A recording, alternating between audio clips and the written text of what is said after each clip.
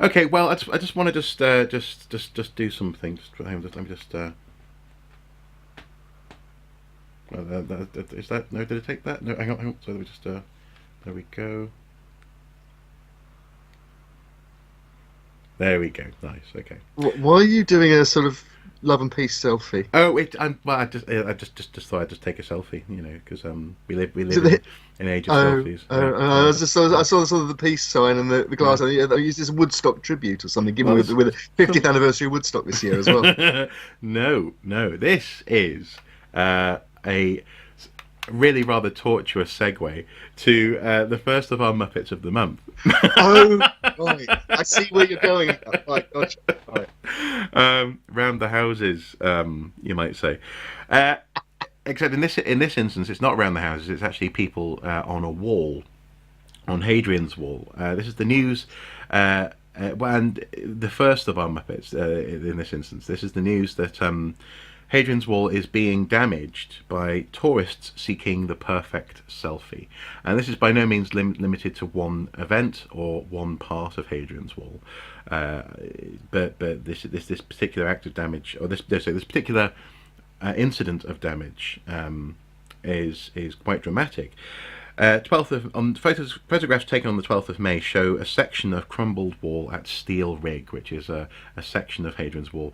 It's one of the most dramatic and more beautiful parts of the wall, on a cliff. Where the cliff drops dramatically to the north, and essentially the wall is augmenting what is already a natural barrier in the landscape. And a large section, I don't know, I would estimate maybe 5 meters, I don't know, between 3 and 5 meters wide, has just collapsed. Essentially, it's the stone blocks which hold in the earth within the section of wall has burst forth onto the south side of the wall, and this is seemingly the result of people standing on the wall to take a selfie with that dramatic landscape in the background. In this instance, actually, you can see where the wall sort of circles round behind this section on the cliff, and you can see why it would make a wonderful spot for a selfie. A spokeswoman from the National Trust, which cares for that stretch of the wall, because different parts of the wall are managed by different organisations, Yep. has said that work was scheduled scheduled. Scheduling is a different thing. Was scheduled at Steel Rig from July as part of a £1.17 million grant from the Heritage Lottery Fund. To try and fix this. The project will help visitors understand how they can play their part in helping preserve Hadrian's Wall by walking next to it, and also in the landscape that surrounds it, rather than on it, ensuring the monument can be enjoyed by future generations. And I think the reason why, because the thing is, usually in a Muppet of the Month segment, I'm laughing or giggling or something, but in this instance, I can understand why people feel that Hadrian's Wall is something that you can stand on, or that you should be able to stand on. First of all, in certain sections, there's lots of it. There's, by some measures, there's up to 80 odd miles of wall that you can walk on, or 60, 70, 80.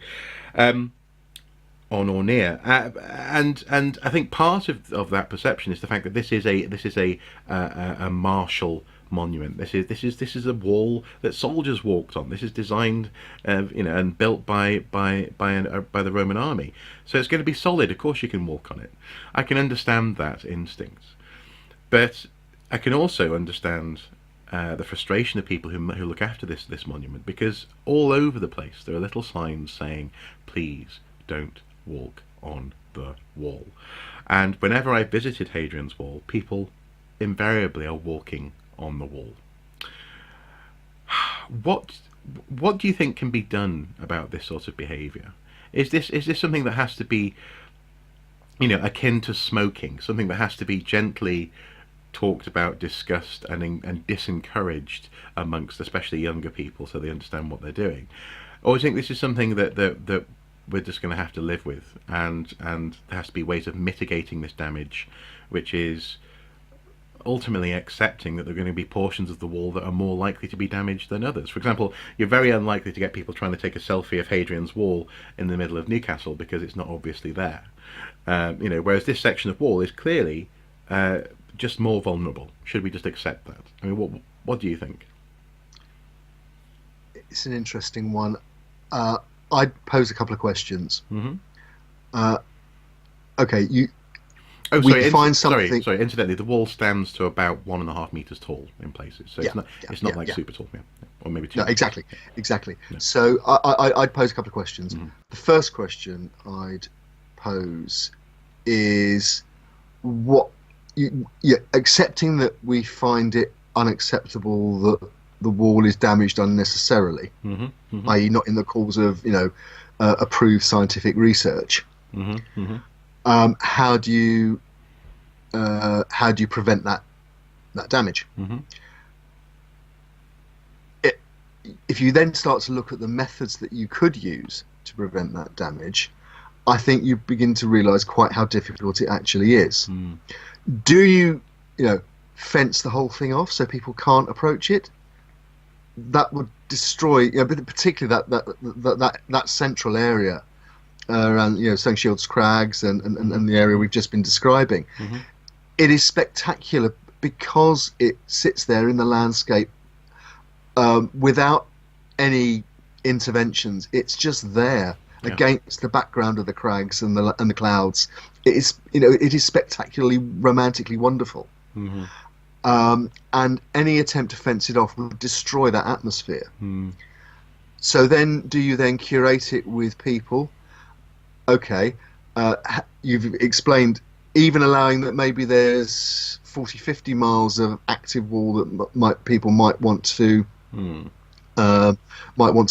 visit and might be vulnerable. How many people would it take to actually curate that? If you think of a British museum or a large museum gallery that has maybe 1 or 2 attendants in it to stop the public, and where would the attendants go? Where would they stay? Where would they go and get a cup of tea? Where would they go to the loo? It's just not practical. No. So therefore, you have to fall back, I think, on education, on and ultimately, you have to accept that sometimes it ain't going to work, and we're going to be faced with situations like this that have to be then remedial work then has to be undertaken. Yeah. It's just. So when I was a kid, I used to, I would hear people say, when we visited, say, a castle or something in North Wales, and you're tempted to pick up a little chunk of rock that's clearly fallen off the wall. People, your friends and family would say, "Don't do that, because if everyone did it, there'd be no castle left." And of course, as a kid, I'm like, "What are you talking about? This castle's always going to be here. It's invulnerable." I could never fully grasp the argument. But in this instance, because given a long enough timeline, this thing has existed for the better part of 2,000 years, and it's hopefully going to continue to exist in these sections that still exist. Given a long enough timeline, it is entirely possible that bit by bit, the wall is simply collapsed and replaced and collapsed and replaced, and it becomes like was it Trigger's broom in Trigger's broom, Horses, where you replace the broom head and then the broom handle and the bristles, and it's still his broom. But also, it is not the broom, and in this instance, I think we need to be aware that Hadrian's Wall is simultaneously strong and ancient. It is simultaneously 50 odd miles at least of this sort of wall above ground, but it's also every day being battered by some of the harshest weather that these islands can muster. It is a sight. It's tough up north. Well, it can be grim. It can be grim up north, but also, I suppose what I'm saying is I just find myself. I wish there was a way to be able to ask people not to stand on the wall that didn't sound like you was trying to spoil their fun. And again, I understand the instinct, because actually, to a certain extent, walking next to the wall means you're never quite at the wall.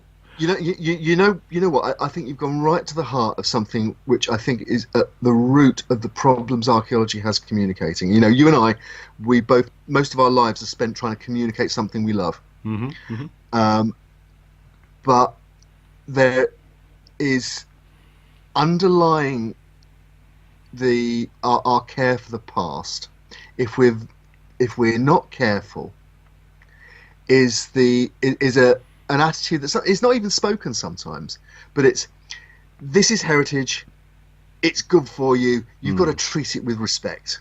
Or this is culture with a capital C. This is Yeah. big capital C culture, and swallow it with your spoonful of sugar, and so it becomes something that's inflicted on people rather than something that people learn to appreciate in their own right. But also, there's a related issue, and you may recall not that long ago there was the story of the guy, I think the Danish guy, who climbed the Great Pyramid of Khufu to take some photos, simulated photos supposedly, of him engaging in A certain activity with a lady Yes. friend. Yes.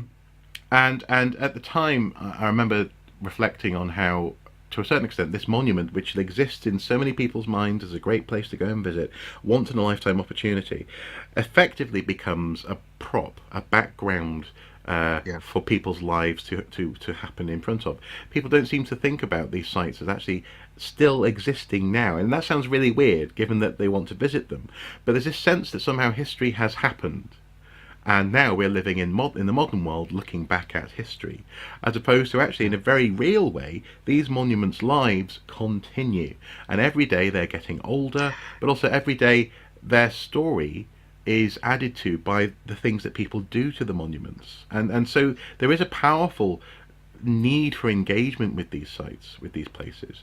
But I think as you were just alluding to, there is this sort of conventional abstraction of the site that says well, more or less, that tells people, that prescribes how people should engage with them, and that's exactly what I don't want. I don't necessarily want to tell someone what they shouldn't do. I just want them to want to look after the site. Does that make sense? If so, to me, It does. I mean, I think it's almost as though we see these sites with an invisible frame around them, saying this. You know, it's like walking through a gallery. Mm-hmm. And you see the painting on the wall, framed and hung, and it sits there in its own space, if you like. And I think that you seem to be alluding to seeing historical sites in the same way, rather than as a sort of living part of the landscape. Yeah. And I think you're right. Being flippant for a second, I just thought of a way of actually solving this particular issue, because what you do is you combine it with some experimental archaeology. Because you dig a Roman military ditch with the pointed stakes in the bottom and the whatever, and then you do a sign saying, if you want to take a selfie, step back 2 meters, and they fall in and Almost like a modern ha-ha. yeah, exactly. Yeah. You prove how effective the Roman ditches were and how effective the pointed stakes were. Yeah. And then okay, that makes sense. Yeah. You'll never guess what happened after this selfie, that kind of thing. Yeah. Exactly. And we know from the recent work at Hadrian's Wall that there were ditches like that along the wall at various locations. So and maybe it was to stop Iron Age selfies. Who knows? Exactly. So Muppetry, but also something that makes me feel quite sad for the monument. But there's also a related act of Muppetry here, and this is coming out of the Noah's Ark Experience theme park. And this is my Muppet. This is my Muppet. This is a glorious story. And this one is something that does make me laugh and smile a little bit more, and that is that this is an ironic act of Muppetry, in so much as the lawyers for the Noah's Ark Experience theme park are suing their insurers because of rain damage. because of rain damage. They're suing their insurers because Noah's Ark sadly has been damaged by rainfall. That's just a beautiful, beautiful piece of irony. I love it. And we don't need to say anything more about that apart from to point out that this is taking place in America. Yeah, well, yes, indeed, yeah. But I wonder if, I mean, well, this is actually a Washington Post article. The failing is that a failing Washington Post, or is that fake news? Oh, fake news. I see, yeah. But the in this instance, apparently the $120 million Ark Encounter, that's it, where adult tickets cost $48 a go, blimey, was completed in 2016 with a zoo, zip lines. That's obviously lifted straight from the original story, the zip lines. Who can forget the zip lines? Actually, I can't remember from Genesis how many cubits long were the zip lines. I think there were at least 50 cubits, something like that. Yeah, it must have been. And of course, a cubit is sort of from your elbow to the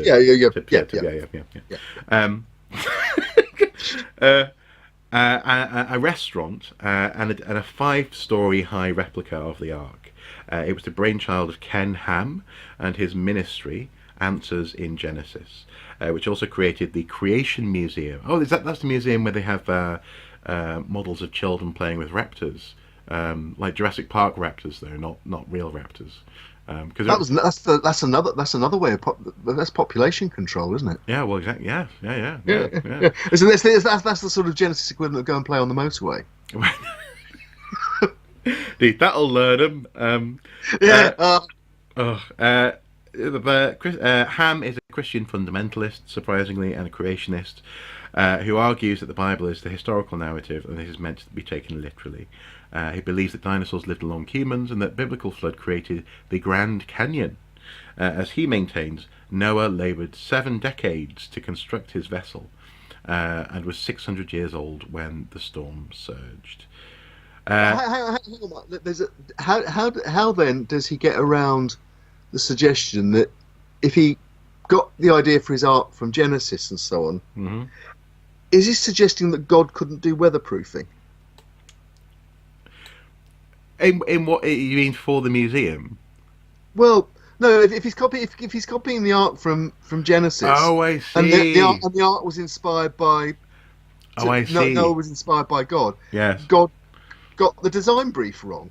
Well, no. I mean, in that sense, if we and in this instance, I should be clear. I'm not necessarily laughing at people who believe in God, but if God was to hand some blueprints down, I imagine in this instance it would be a case of that the blueprints were enacted incorrectly. Because surely, if God is God, then God is God. So in other words, God was let down by his contractors who were doing it on the cheap. Exactly.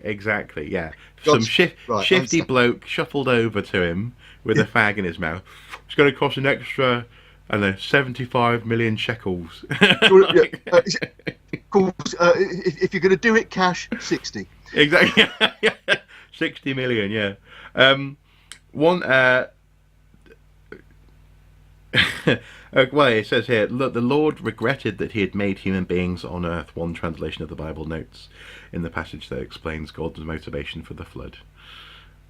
We'll end on that, I think. Looking at the world as it is at the moment, I can understand his thinking on that one, to be honest. But anyway. Yeah, but in this instance, it seems that this ark would not save you in a flood. Isn't that ironic? Unless, of course, you've got a wonderful, warm, weatherproof Donegal tweed hat. Exactly. In which case, it just throws the rain off. Yeah, just float on your head. You'll be fine. Yeah. So yeah, Hadrian's Wall to Noah's Ark.